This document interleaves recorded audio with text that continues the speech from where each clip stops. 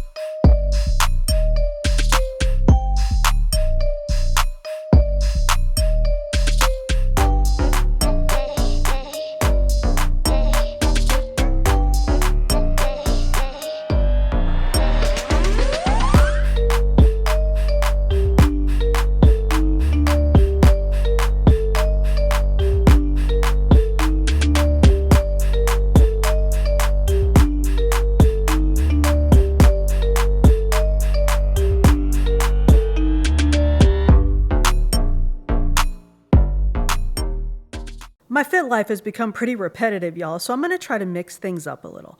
I'm an absolute creature of habit, so I tend to do the same workouts over and over again because I'm comfortable with them and I know what I can do. But if I keep just doing the same thing over and over again, obviously my results aren't going to change. So if I want to get different results, I'm obviously going to have to change what I'm doing. But I want to talk a little about that because there's a theory.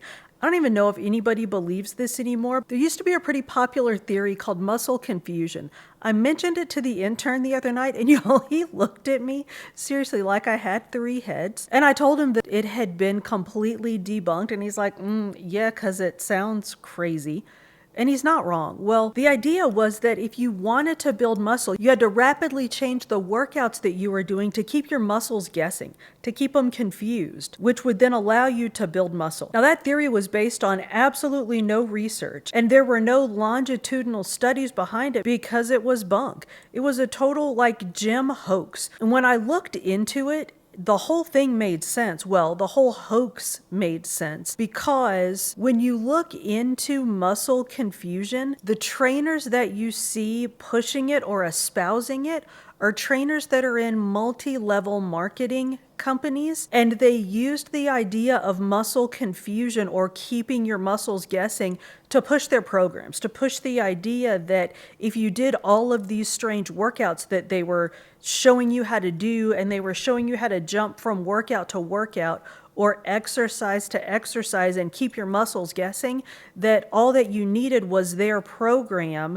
to build muscle, and that you needed more and more of their program. So they used that to encourage you to continue to buy into their multi-level marketing program. So when I saw that, it made total sense that they were the ones selling this muscle confusion thing that was just total bunk. So anyway, it's not really helpful to talk about what doesn't work. Let's talk about things that do work. I am going to focus my efforts more on working in a progressive overload training program. And that's what a lot of us already do anyway. All that means is choosing a goal, and then you work out at a comfortable but challenging level. That's where I am now. Most of the workouts that I do are comfortable but challenging. And honestly, some of my workouts aren't quite as challenging as maybe they should be. So you work out at a comfortable but challenging level, and then you focus on intentionally increasing the intensity of your workouts over time. So you do what's comfortable, right? You don't have to do all the things all at once. So you start out at a comfortable but challenging level. You set a goal, you hit that goal, and then you increase your intensity over time. That's different from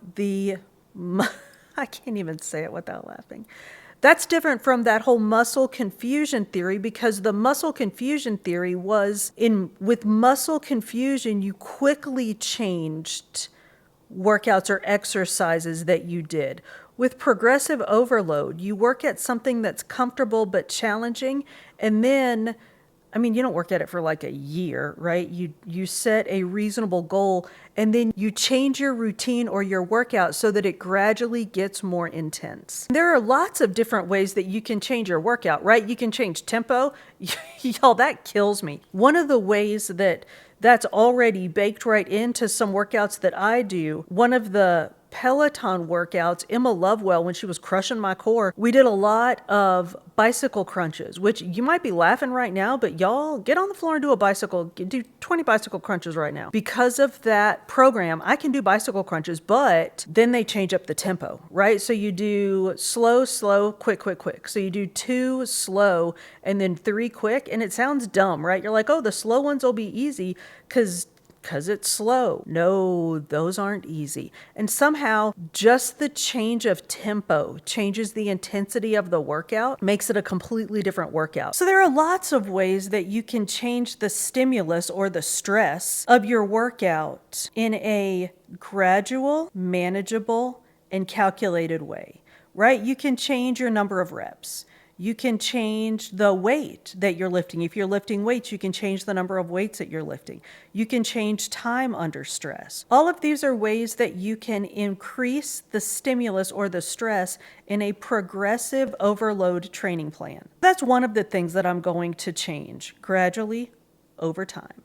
Another thing I'm going to change, I think I'm going to actually change some of the things that I'm doing. I ride the Peloton bike every day and that's my cardio, but I think I'm going to add some different types of cardio to my workouts too. I've been thinking about starting to run, but y'all, unless something is chasing me, I really just don't think I want to do that. But walking might be fun, right? Duluth is absolutely beautiful. There are some lovely places to walk and hike around the Duluth area. So maybe I'll start doing that. Maybe I'll get out, and I'm looking outside right now. Even just outside my window is really pretty. And there are lots of things to shop for and buy to go along with walking and hiking. So maybe I'll do that. And then when the snow comes, I can get the intern to start snowshoeing with me, which neither one of us knows a thing in the world about. So that might be fun to learn to snowshoe. I mean, it might be awful and we might break things like limbs and stuff, but I mean, it'll make for good content and y'all can come along with us. So maybe we'll do that, but we'll start with walking or hiking. Like I said, there are beautiful places to hike around here. That's what I'm going to do. I'm going to get on a progressive overload training plan and I'm going to get outdoorsy. I'm going to start getting outside and walking or hiking or doing something around here. All right, that's it. We have a plan. For today, I'm going to work out and then I guess at some point I should cook some dinner. So I'm going to go get on that.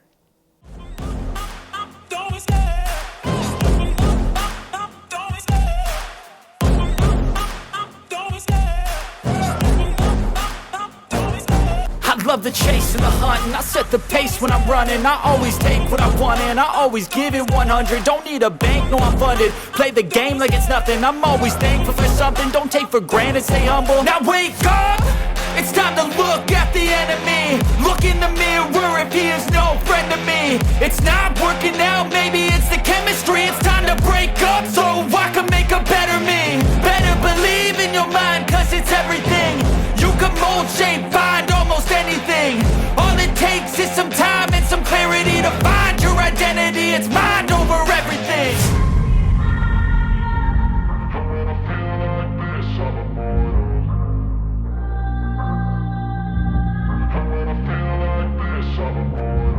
And when I feel like this, I'm immortal. When I feel like this, I'm immortal. When I feel like this, I'm immortal. When I feel like this, I'm immortal. Don't be scared. Just open up. Don't be scared.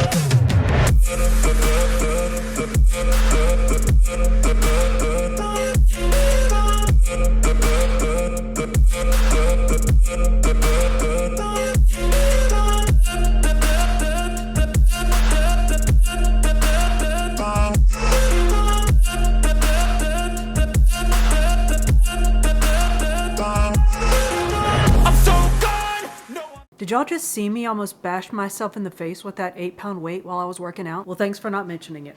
Workout's done. I'm gonna get dinner going, y'all. I am gonna make some Cuban comfort food. I'm making picadillo. So I'm gonna start off sauteing some onions, garlic, and green bell peppers in some olive oil.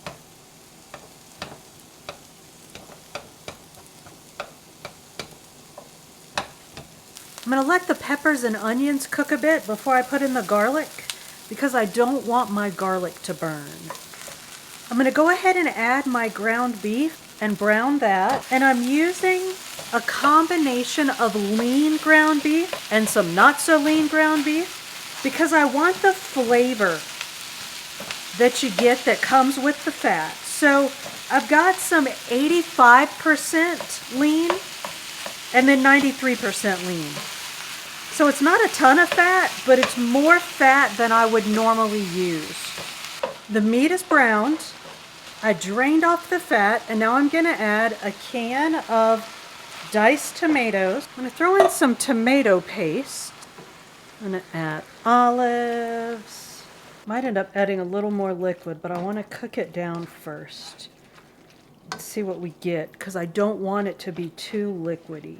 Throw in some raisins, capers, season her up a bit. Let's throw in some cumin. I'm gonna stir that up and let it settle for just a minute before I add my coriander. Y'all, look how pretty that is. Holy cow. Y'all, that's really good. I think I'm gonna put in just a tiny bit of sugar to cut that cumin down a little bit. That's good, y'all. That tiny bit of sugar was just enough to cut down the bite in the cumin, and it is perfect. So I'm gonna look at those capers. Ugh, so good. I'm gonna let this simmer just a little bit, just to let those flavors mingle, and then it's done. I'm gonna serve it with some white rice and some crusty bread. There we have it, y'all. Picadillo, Cuban comfort food. Y'all, thank you so much for coming to my channel. If you haven't already done so, subscribe and hit that notification bell. I upload new content every Monday. Catch you next time.